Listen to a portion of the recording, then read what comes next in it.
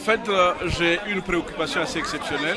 C'est vrai, on a reçu Madame la conseillère pour des questions un peu en fait, associatives, des questions d'entrepreneuriat et tout.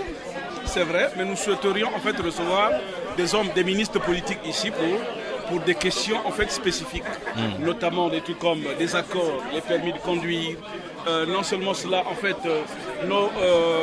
les listes électorales, il faudra bien que les étrangers votent.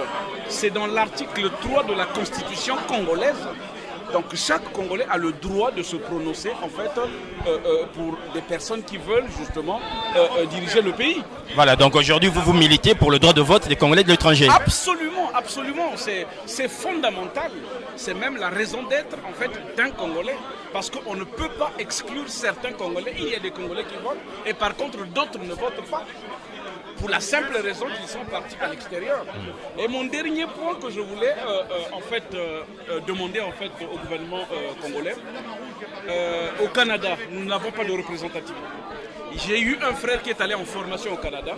À la fin en fait, de son cycle, il était question qu'on remette les diplômes.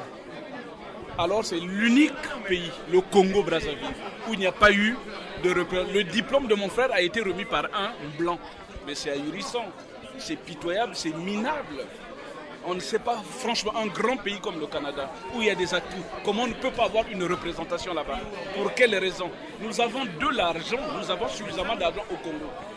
Il y a des problèmes qu'il faut poser dans ce pays.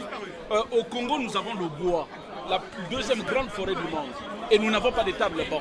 Vous demandez aux gens de rentrer au pays, il n'y a pas d'eau, il n'y a pas de courant. Mais sauvez d'abord le minimum. Parce que le problème est que quand les gens viennent ici, il y a des questions taboues. Mais nous sommes dans un pays de liberté, nous sommes dans un pays de droit. Tout est permis, on peut se dire tout. Donc, il faudra que les gens comprennent qu'il est grand temps que les gens réfléchissent. Que fait le ministère du Plan au Congo-Brazzaville? Qu'est-ce que le ministère du Plan fait?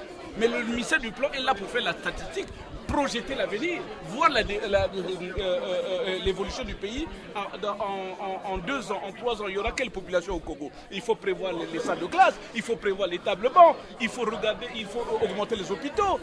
Mais c'est pas possible. Si le minimum manque au Congo, comment voudrez-vous? Vous en êtes sûr? Il y a quelqu'un qui a fait un choix dans ce monde pour habiter un pays?